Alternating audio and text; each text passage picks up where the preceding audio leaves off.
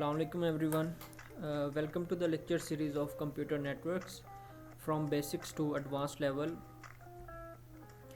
आज जो हम इस वीडियो में डिस्कस करेंगे वो हमारे टॉपिक होंगे इंटर प्रोसेस कम्युनिकेशन और परफॉर्मेंस मैट्रिक्स। तो ये दो टॉपिक्स जो हैं ये हम डिस्कस करने जा रहे हैं इस वीडियो लेक्चर में। और जो बुक फॉलो कर रहे हैं हम इस कोर्स के लिए, इस वीडियो सीरीज़ के लिए, उसमें से जो आज मैंने बुक फॉलो की है वो है computer networks a system approach. अच्छा जी, ये जो सारे वीडियो लेक्चर्स हैं कंप्यूटर नेटवर्क्स के, ये इस यूट्यूब चैनल पे अपलोड होते हैं। और इससे रिलेटेड कोई भी अपडेट हो कोर्स से रिलेटेड तो वो मैं इस फेसबुक पेज पे अपलोड कर देता हूँ और आप मुझसे कांटेक्ट कर सकते हैं इस ईमेल आईडी पे। और ये सारे लिंक्स जो हैं इस वीडियो की डिस्क्रिप्शन में भी अवेलेबल हैं।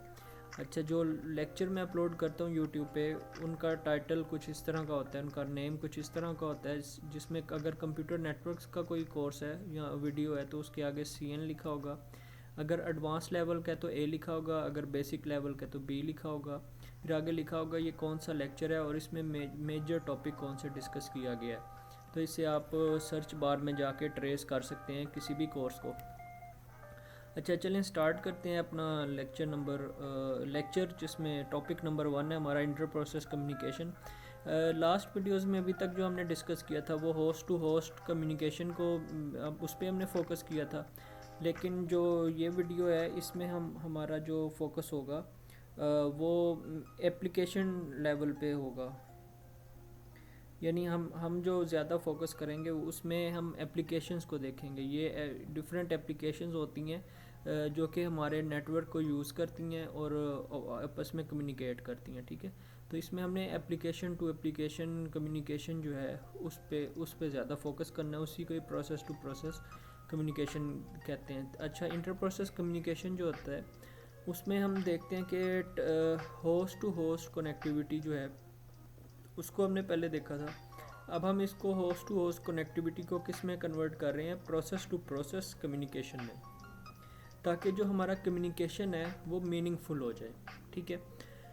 अच्छा, इसमें हम ट्राई ये करते हैं इंटर प्रोसेस कम्युनिकेशन में कि हम उस गैप को फिल करें कि जो एप्लीकेशन एक्सपेक्ट करती हैं करंट नेटवर्क से, करंट जो भी अब किस नेटवर्क की जो करंट टेक्नोलॉजी यूज़ हो रही है, तो एप्लीकेशंस की एक्सपेक्टेशंस होती हैं कि हम ये एक एप्लीकेशन की एक्सपेक्टेशन होती है कि जो नेटवर्क है वो उसके अकॉर्डिंग बिहेव करेगा। लेकिन नेटवर्क की जो टेक्नोलॉजी होती है वो हो सकता है आउटडेटेड हो, वो अभी एडवांस ना हुई हो, एप्लीकेशन ज़्यादा एडवांस लेवल पे चली गई हो, या ये भी हो सकता है कि नेटवर्क जो है वो ज़्यादा एडवांस हो गया है और जो एप्लीकेशन है वो अभी पुरानी ऑब्सलीट उस पर चल रही है, उसकी टेक्नोलॉजी ऑब्सलीट हो गई है, वो उसने अभी डेवलप खुद को नहीं किया हुआ। तो ये इन दोनों के दरमियान कंपैटिबिलिटी इश्यूज आते रहते हैं एप्लीकेशंस के और नेटवर्क्स के दरमियान।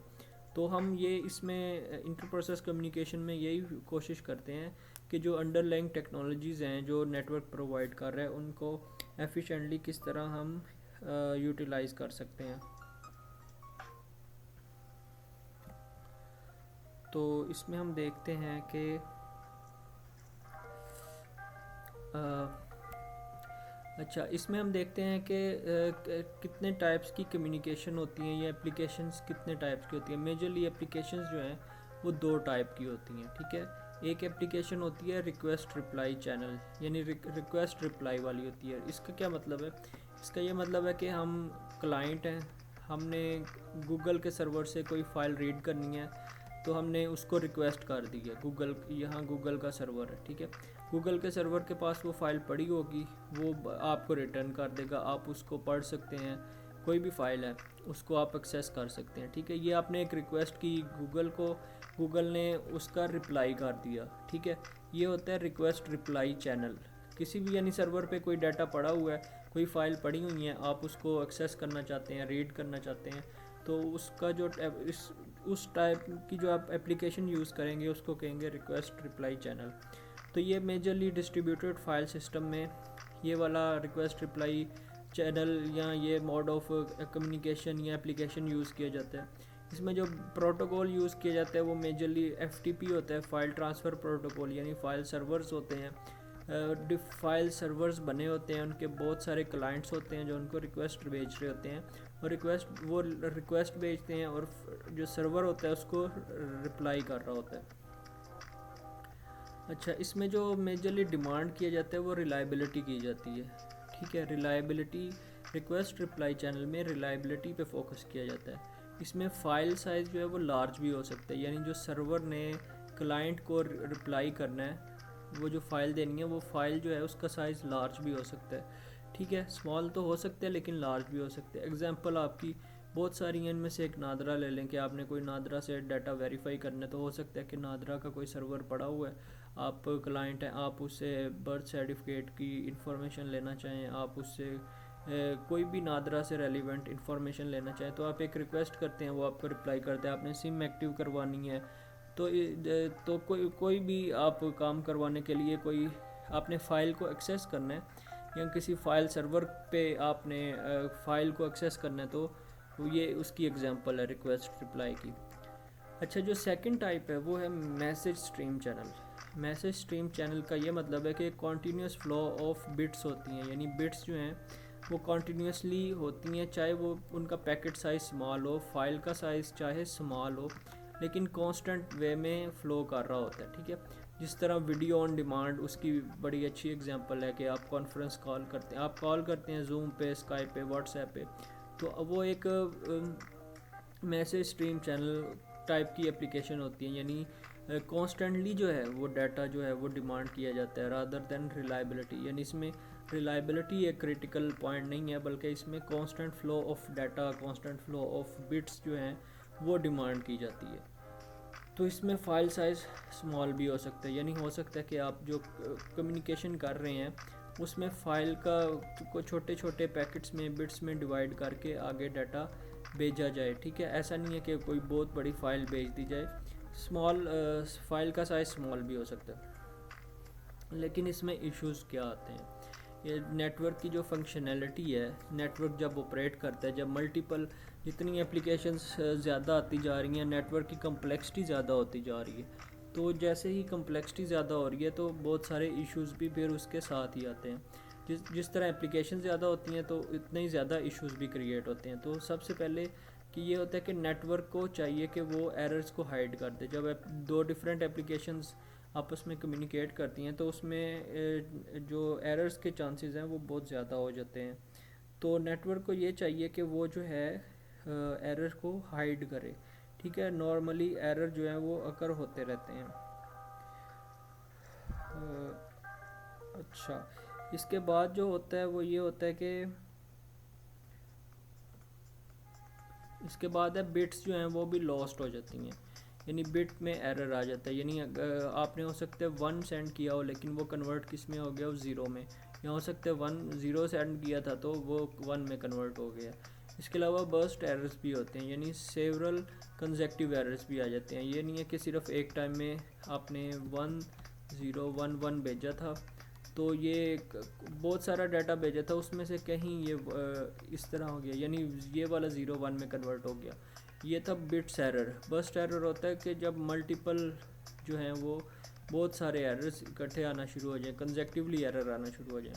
या नेटवर्क में के फंक्शनैलिटी में एक ये भी इशू आ जाता है कि पैकेट्स जो हैं वो लॉस्ट हो जाते हैं।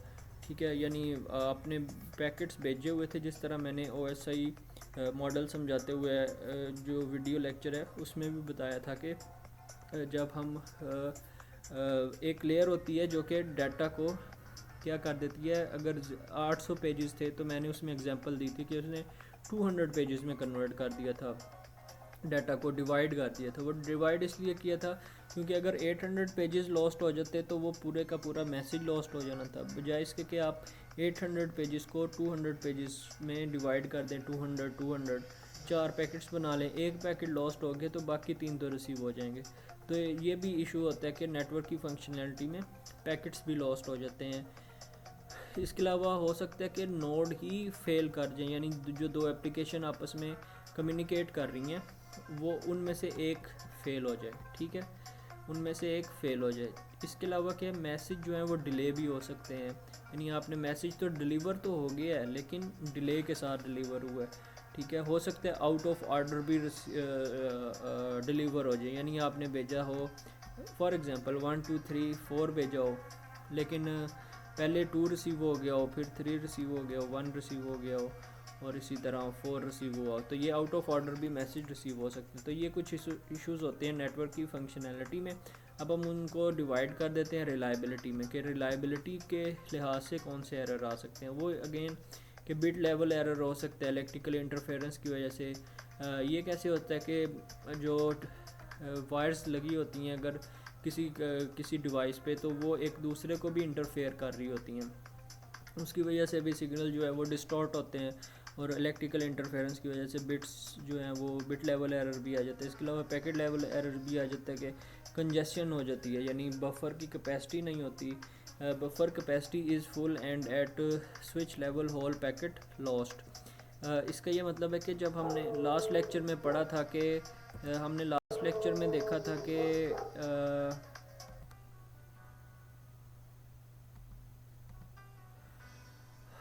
तो जी हमने लास्ट लेक्चर में मैंने डिस्कस किया था एक लेक्चर में कि यहाँ से सेंडर होता है, सेंडर कोई मैसेज सेंड करता है, और यहाँ रिसीवर होता है, लेकिन इनके बीच में होता है बफर होता है सिंक्रोनाइजेशन के लिए यूज़ किया जाता है, कि अगर रिसीवर इस काबिल नहीं है कि वो बहुत जल्दी उस डाटा को प्रोसेस करे, तो सेंडर का डाटा थोड़ी देर के लिए बफर में स्टोर हो जाता है। बफर में क्यूज़ भी होती हैं, मल्टीपल सेंडर्स भी हो सकते हैं, फिर मल्टीपल सेंडर भी मैसेज भेजते हैं तो वो बफर में स्टोर होता है और फिर सेंडर को रिसीव होता है। तो इस वजह से पैकेट लॉस्ट भी हो जाते हैं कि बफर की जो कैपेसिटी है वो फुल हो गई है, यानी उसमें अब फर्दर जो है डाटा स्टोर नहीं हो सकता, तो उसकी वजह से भी पैकेट लॉस्ट हो जाते हैं। इसके अलावा वही बात दोबारा के नोड फेल हो जाती है, लिंक्स फेल हो जाते हैं। ये दो डिफरेंट नोड्स थी, आपस में कम्युनिकेट कर रही थी, तो लेकिन इसमें से एक फ़ेल हो गई है, यानी डाटा जो इसको भेज रही थी ये फ़ेल हो गई, ये वर्क नहीं कर रही।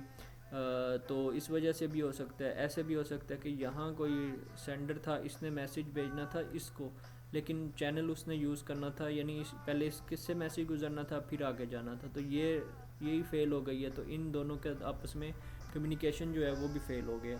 तो आप अल्टरनेटिव पाथ भी यूज़ कर सकते हैं, आप वेट भी कर सकते हैं कि ये नोड जो है वो कब स्टार्ट होगी, वर्किंग में कब आएगी, तो आप उसका भी वेट कर सकते हैं। तो उसकी वजह से भी पाथ जो है वो स्लो डाउन हो जाते हैं। अच्छा, इसके अलावा अगर हम इसको रिलायबिलिटी के बजाय परफॉर्मेंस की लिहाज से देखें, तो उसमें दो चीज़ें हैं कि मैसेज डिले भी हो सकते हैं और मैसेज आउट ऑफ ऑर्डर भी हो सकते हैं। तो ये थे इश्यूज़ कुछ जो नेटवर्क में आते हैं। अच्छा, अब देखते हैं कि जो एप्लीकेशन जो हैं उनको क्या होना चाहिए। एप्लीकेशंस को भी इस काबिल होना चाहिए कि वो खुद ही जो मैसेज आया है उसको ऑर्डर कर दें, यानी अगर ऑर्डर जो उनका ख़राब हो गया था, यानी 1 2 3 4 भेजा था हमने, तो वो 3 2 1 4 अगर रिसीव हो गया है, तो एप्लीकेशंस को चाहिए कि एप्लीकेशन इस काबिल होनी चाहिए कि वो इनके ऑर्डर को ठीक कर लें, ठीक है। तो ये चैलेंज होते हैं हमारा। तो जो एक चैलेंज ये है कि to fill the gap between application की एक्सपेक्टेशन, एप्लीकेशन एक्सपेक्ट करती है कि मैसेज सही रिसीव होगा, रिलायबल होगा, परफॉर्मेंस अच्छी होगी, ठीक है, लेकिन एप्लीकेशंस की एक्सपेक्टेशन को के दरमियान जो उनकी एक्सपेक्टेशन है और हार्डवेयर की जो कैपेबिलिटीज़ हैं, यानी उसमें तो इलेक्ट्रिकल इंटरफेरेंस भी आ जाते हैं, उनमें डिस्टॉर्शन भी हो जाती है, सिग्नल नॉइज़ी भी हो जाता है। तो ये इनके दरमियान जो इनकम्पैटिबिलिटी है उसको रिड्यूस करना, इस गैप को फिल करना कि जो एप्लीकेशंस एक्सपेक्ट करती हैं और जो हार्डवेयर की कौन सी कैपेबिलिटीज़ होती हैं। तो यही जो हमारी बातें हैं ये हमें लाती हैं हमारे दूसरे टॉपिक की तरफ, जिसका नाम है परफॉर्मेंस मैट्रिक्स। परफॉर्मेंस मैट्रिक्स में 2-3 मैट्रिक्स होते हैं, उनमें से एक को हम डिस्कस करते हैं। जो पहला है वो है बैंडविड्थ का, ठीक है। बैंडविड्थ क्या होती है पहले हम देख लेते हैं कि बैंडविड्थ होती क्या है, उसकी डेफिनेशन क्या है, बाद में हम इसको थोड़ा फर्दर डिस्कस करेंगे।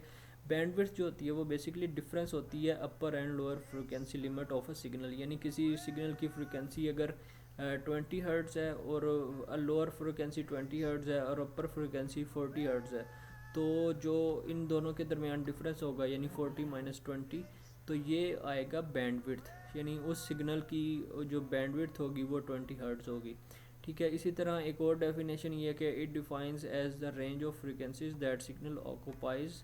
ठीक है, सिग्नल की और इसके अलावा जो बैंडविड्थ है it can be defined as portion of electromagnetic spectrum occupied by the signal.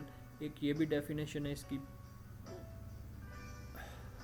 इसके अलावा मल्टीपल डेफिनेशन हैं। जो सबसे इजी वाली है वो यही है कि लोअर और अपर रेंज ऑफ फ्रिक्वेंसी जो है उसको आप माइनस करते हैं, उनका डिफरेंस ले लें तो वो एक सिग्नल की बैंडविड्थ आ जाती है। यहाँ एक बहुत अच्छी डेफिनेशन ये भी है कि frequency range of a signal के एक सिग्नल की जो है वो फ्रिक्वेंसी की रेंज क्या है। रेंज वही बताई, उसी तरह ही हमें पता चलेगी कि जब हम उसकी अपर एंड लोअर फ्रिक्वेंसी लिमिट को माइनस करेंगे, ठीक है, उनका डिफरेंस लेंगे। तो आगे बैंडविड्थ भी दो तरह की होती है, एक सिग्नल की भी बैंडविड्थ होती है, चैनल की भी बैंडविड्थ होती है। अब सिग्नल क्या होता है? सिग्नल होता है कि आप सेंडर ने जो मैसेज भेजा है वो सिग्नल है, ठीक है, वो कोई उसने मैसेज भेजा वो सिग्नल है। अब रिसीवर ने जो किया वो भी एक सिग्नल ही है, लेकिन बीच में आप किसी मीडियम के थ्रू ही मैसेज भेजते हैं। यहाँ रिसीवर है, तो रिसीवर जो मैसेज रिसीव करेगा वो सिग्नल होगा, जो सेंडर जो मैसेज भेजेगा वो भी एक सिग्नल होगा, लेकिन एक इनकी अपनी बैंडविड्थ होती है, ठीक है। यानी सिग्नल होता है, उसकी फ्रिक्वेंसीज होती हैं, आप उसकी अपर और लोअर फ्रिक्वेंसी को माइनस कर दें तो सिग्नल की फ्रिक्वेंसी मिल जाती है। लेकिन एक चैनल की भी बैंडविड्थ होती है। चैनल की बैंडविड्थ बेसिकली आसान सी डेफिनेशन यही है कि उसकी जो कैपेबिलिटी होती है कि कितनी डिफरेंट फ्रिक्वेंसीज को वो हैंडल कर सकता है, ठीक है। इसकी एग्जांपल इस तरह मैं दे देता हूँ कि आप किसी ऑफिस जा रहे हैं, आप एक टर्मिनल से बैठते हैं, आपकी एक अपनी बैंडविड्थ है, ठीक है। लेकिन आप बस में बैठते हैं, एक बस पब्लिक ट्रांसपोर्ट में, तो उसकी अपनी कैपेसिटी है कि उसकी में 20 सीट्स हैं, तो जो 20 सीट्स हैं वो उस चैनल की बैंडविड्थ है, उसकी कैपेसिटी जो है वो 20 सीट्स की है, ठीक है, ये उसकी अपनी बैंडविड्थ है। लेकिन एक सिग्नल की अपनी जो है वो बैंडविड्थ होती है।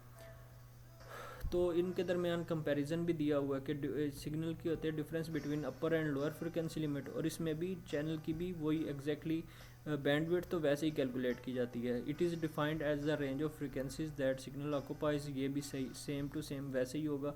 It defines at the range of frequencies that cable will carry. ये डिफरेंस आपने देख लिया कि यहाँ रेंज ऑफ फ्रिक्वेंसीज जो सिग्नल जो आप मैसेज भेज रहे हैं वो जो ऑक्यूपाई करता है, और यहाँ क्या है, frequencies that cable will carry, यानी केबल की कितनी कैपेबिलिटी है कि वो कितनी रेंज ऑफ फ्रिक्वेंसीज को कैरी कर सकती है। तो फ्रिक्वेंसी इसके ये देख लेते हैं, frequency range over which signal is transmitted और range of frequency is required to transmit the designed information. तो इसको इनके दरमियान ये डिफरेंस है बैंडविड्थ के दरमियान। अब ये देख लें कि वॉइस स्पीच का उसने लोअर रेंज भी बता दी है, हायर रेंज भी बता दी है, इनको आप माइनस करेंगे तो ये बैंडविड्थ आ जाएगी। इसी तरह उनने इस डायग्राम में टेबल में डिफरेंट सिग्नल्स की बैंडविड्थ और फ्रिक्वेंसी रेंज की दी हुई हैं। In analog technology the bandwidth is difference. अभी हमने एनालॉग टेक्नोलॉजी में जो होता है बैंडविड्थ वो होता है कि difference between lower and highest frequency that can pass through the channel. और एनालॉग सिग्नल की जो बैंडविड्थ है वो मेजर की जाती है फ्रिक्वेंसी या हर्ट्स में। लेकिन अगर हम डिजिटल सिग्नल की बात करें तो उसमें जो बैंडविड्थ है वो मेजर की जाती है बिट्स पर सेकंड में, यानी बिट्स कितने नंबर ऑफ बिट्स जो हैं एक सेकंड के अंदर पास कर रही हैं, गुजर सकती हैं, ट्रांसमिट हो सकती हैं, वो उसको कहते हैं कि वो डिजिटल सिग्नल की बैंडविड्थ है। तो एनालॉग सिग्नल की बैंडविड्थ में और डिजिटल सिग्नल की बैंडविड्थ में भी डिफरेंस होता है। द बैंडविड्थ ऑफ मीडियम, यानी जो आपका मीडियम है, कोई भी मीडियम है, ये सेंडर है और ये रिसीवर है, ठीक है।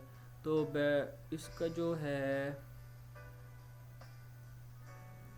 Bandwidth of a medium should always be greater than the bandwidth of signal, यानी जो आप सिग्नल भेज रहे हैं उसकी बैंडविड्थ कम होनी चाहिए as compare to bandwidth of medium, medium की बैंडविड्थ ज़्यादा होनी चाहिए, ठीक है। यानी एक अब आप वही एग्जांपल दे देता हूँ पब्लिक ट्रांसपोर्ट वाली कि अगर आप 20 लोग हैं तो 20 लोग ही होने चाहिए या 18 लोग होने चाहिए जो उस बस में चले जाएं जिसकी कैपेसिटी 20 सीट्स की है, ना कि आप 20 लोग हैं और उस बस में जाएं जिसकी कैपेसिटी जो है वो 2 सीट्स की है। तो ऐसा नहीं होगा। ठीक है, समझ गए होंगे आई होप आप इस एग्जांपल से। अच्छा, शैनन चैनल कैपेसिटी थ्योरम जो है ये एक न्यूमेरिकल टाइप सा क्वेश्चन है जिसमें आप चैनल की जो कैपेसिटी है उसको कैलकुलेट करने का ये फार्मूला गिवन है, b multiply by log 2 base 2 1 plus S divided by N. जो c होता है उसको चैनल की कैपेसिटी कहते हैं, वो अगर एनालॉग में बात करें तो बिट्स पर सेकंड होगा, और अगर बैंडविड्थ बी शो करता है बैंडविड्थ ऑफ अ सिग्नल को, यानी आप देखें डिफरेंस है, एक चैनल की जो कैपेसिटी है वो चैनल की बैंडविड्थ है, लेकिन यहाँ बी जो है वो सिग्नल जो आप मैसेज भेज रहे हैं उसकी कैपेसिटी है। इसी तरह सिग्नल पावर, सिग्नल की पावर क्या है, वो पावर का यूनिट वाट होता है, तो एक एस शो करता है सिग्नल की पावर को और एन शो करता है नॉइज़ को, यानी जो नॉइज़ आ जाती है ना जो आप मैसेज भेजते हैं वो इलेक्ट्रिकल इंटरफेरेंस की वजह से आ सकती है, कोई भी डिस्टॉर्शन हो सकती है किसी भी रीज़न से, तो वो तो उसको बोलते हैं एस एन आर जो होता है ना वो होता है सिग्नल टू नॉइज़ रेशो, यानी इसको बोलते हैं signal to noise ratio S N R को। ठीक है, इसका फार्मूला यही होता है कि एस को डिवाइड करना है आपने सिग्नल टू नॉइज़ रेशो, इसका यूनिट कोई भी नहीं होता क्योंकि ऊपर भी वाट था और नीचे भी वाट था, तो वो आपस में कैंसिल आउट हो जाते हैं। अच्छा, अब हमारे पास क्वेश्चन ये है कि calculate the bit rate of a noisy channel. एक चैनल है जिसका नॉइज़ी चैनल है विद उसकी सिग्नल टू नॉइज़ रेशो 300 है और उसकी बैंडविड्थ जो है वो 3000 हर्ट्ज़ है। तो हमने कैसे कैपेसिटी बिट रेट कैलकुलेट करनी है। बिट रेट हमें पता है कि चैनल की कैपेसिटी ही वो पूछ रहा है। ठीक है, तो चैनल की जो कैपेसिटी पूछ रहा है उसमें हमने वैल्यूज़ पुट कर देनी है। जो बैंडविड्थ थी वो 3000 थी, लॉग बेस 2 लिया हमने 1 प्लस सिग्नल की पावर क्या थी, और सिग्नल टू नॉइज़ रेशो उसने वैसे ही दे दी हुई है हमें 300 है। ठीक है, तो वो हमने प्लेस कर दी, तो ये हमें यहाँ से चैनल की कैपेसिटी मिल गई है। अच्छा, परफॉर्मेंस मैट्रिक्स में आपको मैंने बताया था डिफरेंट मैट्रिक्स होते हैं। पहला जो था वो बैंडविड्थ था, बैंडविड्थ को हमने डिटेल में डिस्कस कर लिया। नंबर ऑफ़ बिट्स पर सेकंड, इसको बैंडविड्थ कहते हैं। अब हमारे पास 1 मेगा बिट पर सेकंड जो है वो एक सिग्नल है। ठीक है, उसका ये मतलब है कि हमें 1 मल्टीप्लाई बाय 6 -6 या सेकंड चाहिए एक बिट को ट्रांसमिट करने के लिए। ठीक है, यानी हमारे पास एक सेकंड है, उसकी कैपेसिटी क्या है, उसकी बैंडविड्थ क्या है कि वो एक सेकंड के अंदर 1 क्रॉस 10⁻6 बिट्स भेज देता है। ठीक है, यानी एक सेकंड के अंदर 1 क्रॉस 10⁻6 बिट्स जो हैं वो ट्रांसफ़र हो जाती हैं, ये उस चैनल की कैपेसिटी है। ठीक है, अगर इसका यह मतलब है कि इसमें इतनी ज़्यादा नंबर ऑफ़ बिट्स हैं, और अगर एक सिर्फ बिट हो उसको सेंड करना हो हमने सिर्फ एक बिट को, तो उसके लिए हमें कितना टाइम रिक्वायर्ड होगा, वो रिक्वायर्ड होगा 1 मल्टीप्लाई बाय 10⁻⁻6 सेकेंड।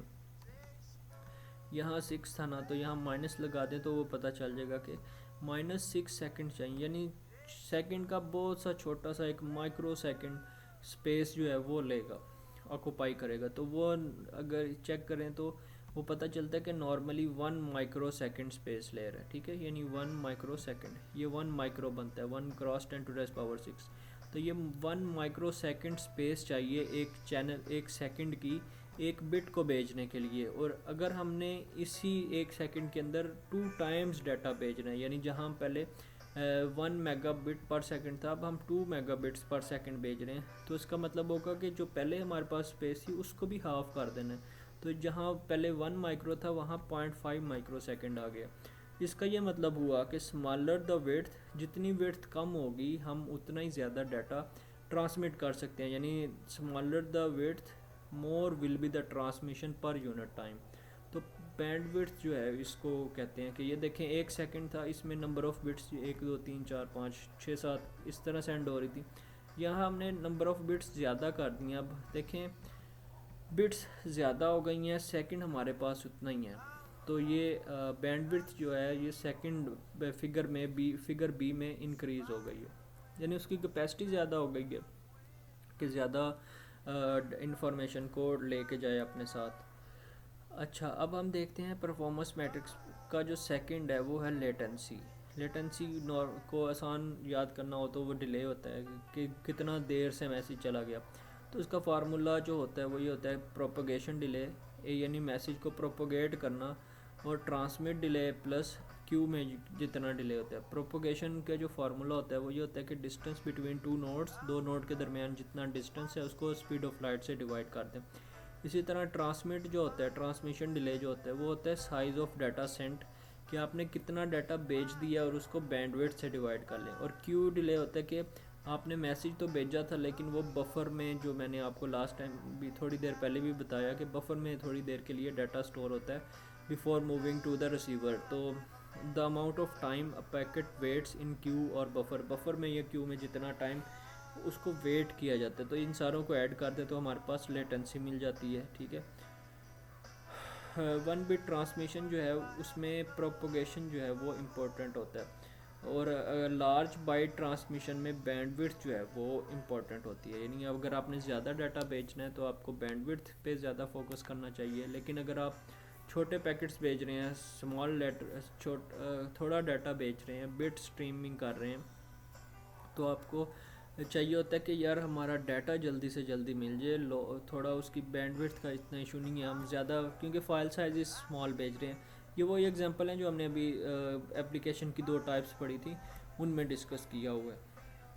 तो डिले और बैंडविड्थ का, डिले वर्सेस बैंडविड्थ में हम देखते हैं कि ये डिले ये होता है कि जितना जितना ज़्यादा डिस्टेंस होगा उतना ज़्यादा डिले आएगा, और बैंडविड्थ ये एक पाइप का साइज़ होता है। तो नेटवर्क एज अ पाइप अगर हम समझें तो जितना पाइप का साइज़ बड़ा होता जाएगा उतनी पाइप की कैपेसिटी ज़्यादा होती जाएगी डाटा को, ज़्यादा डाटा को ट्रांसफ़र करने की। और डिले किस तरह कम होगा, जितना इस नेटवर्क का डिस्टेंस कम होता जाएगा उस लिहाज से देख लेंगे। तो जो डाटा आपने भेज दिया है, यहाँ उसने दिया हुआ है कि डिले जो है वो 50 माइक्रो सेकेंड का है, और मिली सेकेंड का है, और बैंडविड्थ जो है वो 40 मेगाबाइट्स पर सेकेंड है। तो इन दोनों को मल्टीप्लाई करेंगे तो हमारे पास डाटा आ जाता है 280 KB डाटा। 280 KB डाटा जो है वो यानी इसके अंदर है, पाइप के अंदर पड़ा हुआ है। तो the amount of data in flight, जो डाटा जो आपने सेंड कर दिया लेकिन रिसीव नहीं किया, उसको, उस डाटा को बोलते हैं the amount of data in the flight. तो अगर लार्ज साइज़ है फ़ाइल का तो उसमें बैंडविड्थ क्रिटिकल होती है, और अगर स्मॉल साइज़ है फ़ाइल का तो उसमें लेटेंसी क्रिटिकल होती है। ठीक है, अगर लेटेंसी में वेरिएंस आ गया, यानी कभी डाटा जल्दी भेजा जा रहा है, कभी डिले आ रहा है, तो उसको जिटर कहते हैं। तो जिटर जो है वो भी इफ़ेक्ट कर सकता है मल्टीपल एप्लीकेशंस को, वीडियो कॉन्फ्रेंस को, ऑडियो कॉन्फ्रेंस कॉल को, तो ये कर सकता है। तो ये भी हमें ख्याल रखना पड़ता है नेटवर्क में या एप्लीकेशन के डिज़ाइन में कि कितने नंबर ऑफ़ बिट्स जो हैं एक सेंडर को भेज देनी चाहिए before the first bit arrives at the receiver if sender keeps the pipe full.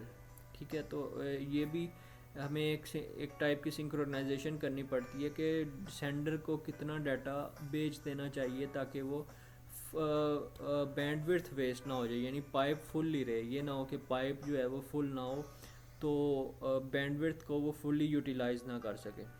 ठीक है, ये हमने इस तरह की इससे रेलिवेंट चीज़ें, एक वीडियो लेक्चर था स्टैटिस्टिकल मल्टीप्लेक्सिंग, उसमें भी हमने डिस्कस की हुई थी। अच्छा, ये कुछ फार्मूलाज हैं। ये जो RTT है, राउंड ट्रिप टाइम, इसको लेटेंसी भी बोलते हैं। इसी तरह थ्रोपुट जो होती है वो ट्रांसफ़र के फाइल, ट्रांसफ़र साइज़, फ़ाइल का क्या साइज़ था और उसने कितने टाइम में ट्रांसफ़र हुई। तो ट्रांसफ़र टाइम जो होता है वो RTT यानी लेटेंसी प्लस बैंडविड्थ को मल्टीप्लाई कर दें ट्रांसफ़र साइज़ से, तो उस तरह कैलकुलेट हो जाती है। तो इस लेक्चर में जो हमने एक कोशिश की है वो ये किया कि हमने आइडेंटिफाई करने की कोशिश की है what we expect from the computer networks, कि यानी वही एप्लीकेशंस की एक्सपेक्टेशन, नेटवर्क की एक्सपेक्टेशंस, एप्लीकेशंस की नेटवर्क से क्या एक्सपेक्टेशंस हो सकती हैं, उनके कंपैटिबिलिटी इश्यूज़ क्या आ सकते हैं। तो वही, और इसमें हमने बाद में ये भी डिस्कस किया कि we have discuss two performance metrics using which we can analyse the performance of computer network, जिसमें एक थी बैंडविड्थ और दूसरी थी लेटेंसी। तो ये हमने इस वीडियो लेक्चर में डिस्कस किया है। चलें मिलते हैं अगले वीडियो लेक्चर में, तब तक के लिए अपना ख्याल रखिएगा। अल्लाह हाफ़िज़।